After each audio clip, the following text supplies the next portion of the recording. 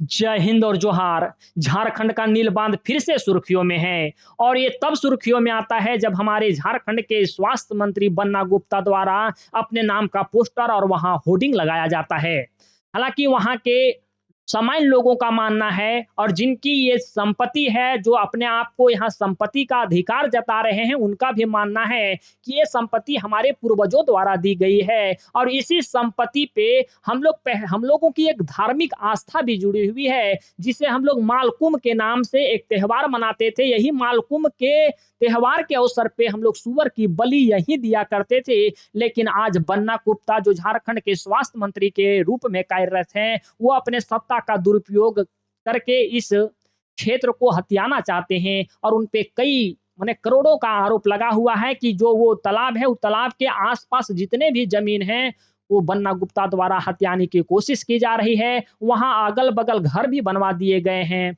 और वो घर जो बनवाए गए हैं, वो हथियाए गए जमीन पर ही बनवाए गए हैं। हालांकि क्या है पूरा माजरा, क्या है पूरी जानकारी, आज हम आपको इस वीडियो के माध्यम से देने वाले हैं। जो हम आपको नील बांध के बारे में बता रहे हैं, ये नील बांध का एक बन्ना गुप्ता द्वारा ऐसा आरोप लगाया जा रहा है कि बन्ना गुप्ता द्वारा इस नील बांध का नाम सरोवर बांध रख दिया गया और अपने सत्ता का दुरुपयोग करते हुए इसी नील बांध को अपने कब्जे में लेना चाहते हैं। हालांकि ये जो झारखंड के उलियान गांव का मामला है, अनीता कुमारी नामक व्यक्ति का ये संपत्ति बताई जा रही है, अर्थात वो तालाब बताया जा रहा है या तो आप कह सकते हैं वो बांध बताया जा रहा है। उन्हीं के जमीन पे ये बांध बनाया गया है और इनके जो पिता थे, वो थे स्वर्गीय गणेश महतो, जो झारखंड के एक आंदोलनकारी भी हुआ करते थे। ऐसा इन लोग का ये भी मानना है कि अगर यहाँ झारखंड के आंदोलनकारियों का संपत्ति अगर सुरक्षित नहीं है, तो एक सामान्य व्यक्ति का संपत्ति कहाँ तक सुरक्षित होगा। और इन कई प्रकार के नारे भी लगाए जाते हैं कि बन्ना गुप्ता एक यूपी वाला आकर के हमारे झारखंडियों का शोषण कर रहा है। नील बांध, अनीता कुमारी का ये नील बांध था, नील बांध के नाम से वो काफी विख्यात था और बन्ना गुप्ता द्वारा इस बांध को सरोवर बांध के रूप में बताया जा रहा है। हालांकि नाम केवल चेंज कर दिया गया है बाबू और बढ़िया तरीके से बना दिया गया है, कह सकते हैं कि सुंदरीकरण कर दिया गया है।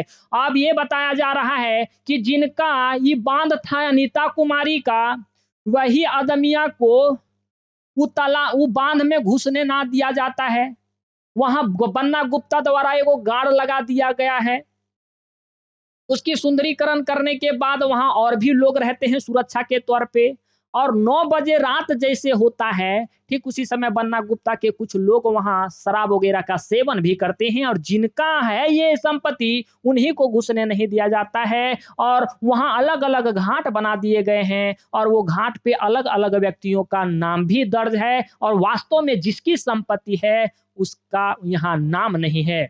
ऐसी ही जानकारी है। और अगर ये कोशिश किए कभी अनीता कुमारी जिनकी संपत्ति बताई जा रही है, अनीता कुमारी के घर वालों द्वारा कभी ये कोशिश किया गया कि ये बांध को वापस ले लिया जाए, तो उन्हें मारा-पीटा भी गया। हालाँकि इसके लिए केस भी चले थे और हाई कोर्ट द्वारा जो निर्णय आया है, वो अनीता कुमारी के पक्ष में ही आया हुआ था। हालाँकि बन्ना गुप्ता अपने सत्ता का दुरुपयोग करते हुए, ऐसा लोगों का मानना है कि वहाँ गेट भी लगाया गया। मानना क्या है, ये सारी चीज़ें देखने वाली है। पोस्टर और बैनर लगाए गए तब ये मामला और गंभीर रूप लिया और इसी में से एक नए पार्टी जो बना हुआ है जेबीकेएसएस, उनकी एंट्री होती है, उनकी कार्यकर्ताओं की एंट्री होती है, जिनके अध्यक्ष जेबीकेएसएस के अध्यक्ष जयराम महतो हैं। और ये हमारे बन्ना गुप्ता, इन्हीं के द्वारा ये आरोप लगाया गया है कि इन्हीं के व्यक्तियों द्वारा और इन्हीं के इशारों पे जो नील बांध है वो हथियाया जा रहा है।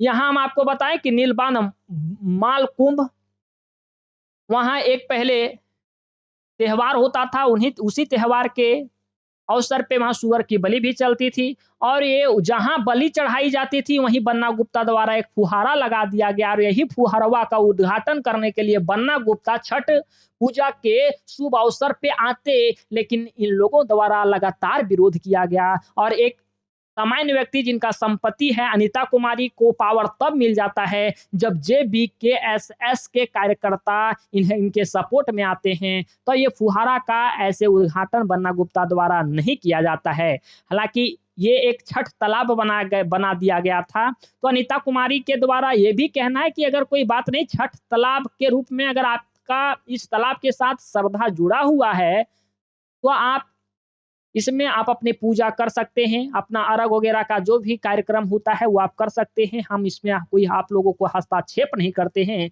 लेकिन जो खतियानी ज़मीन अगर मेरी ये है तो मेरी ही होगी। बन्ना गुप्ता द्वारा अगर ये चीज़ें हथियाने की कोशिश की जा रही है तो इसके लिए हम लोग लगातार लड़ाई लड़ेंगे और ये लड़ाई लड़ी गई कानूनी तौर पे अनीता कुमारी का ही विजय हुआ और हाई कोर्ट का जो जवाब आया वो अनीता कुमारी के पक्ष में ही आया है।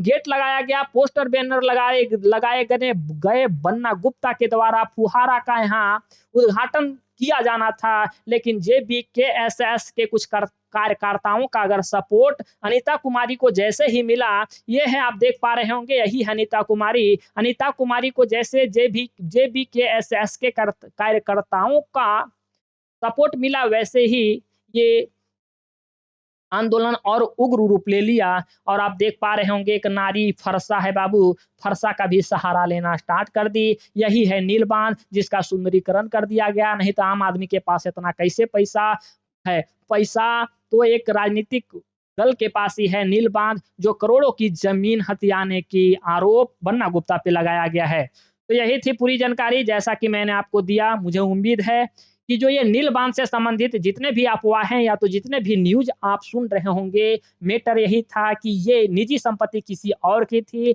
लेकिन एक राजनीतिक सत्ता द्वारा इस प्रॉपर्टी को अपनाने की कोशिश की जा रही थी ताकि आस-पास के लोगों को भी ऐसी ही समस्या से जूझना पड़ रहा है। ये फुहारा जैसे उद्घाटन होने की बात चली, वैसे ही यहाँ उग्र आंदोलन होना स्टार्ट हो गए।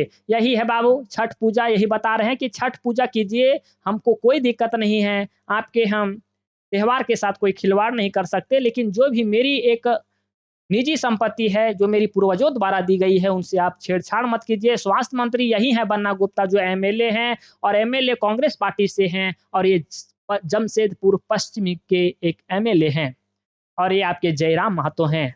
तो यही थी बाबू आज की पूरी इन्फॉर्मेशन। मुझे पूरी उम्मीद है कि इन सारी चीज़ों को आप बेहतर ढंग से समझ पाए होंगे। ऐसे ही अगर आप झारखंड की केस स्टडी के बारे में अच्छे ढंग से समझना चाहते हैं या जेपीएससी, जेएसएससी जैसी एग्ज़ाम की पूरी तैयारी करना चाहते हैं तो इस चैनल के साथ ज़रूर जुड़ें और इस वीडियो के डिस्क्रिप्शन में टेलीग्राम चैनल का लिंक है। इस टेलीग्राम चैनल पे भी आप ज्वाइन हो पाएँ ताकि ऐसे लेटेस्ट अपडेट या तो आपका जेएसएससी आयोग से संबंधित हो, जेपीएससी से संबंधित हो या तो इसकी पूरी तैयारी से संबंधित जानकारी आपको लेनी हो या ऐसे ही झारखंड की केस स्टडी के बारे में आपको जानकारी प्राप्त करनी हो, आप इस चैनल के साथ ज़रूर जुड़ें। मिलते हैं कोई दूसरे वीडियो में, तब तक रखिएगा अपना ध्यान। जय हिंद।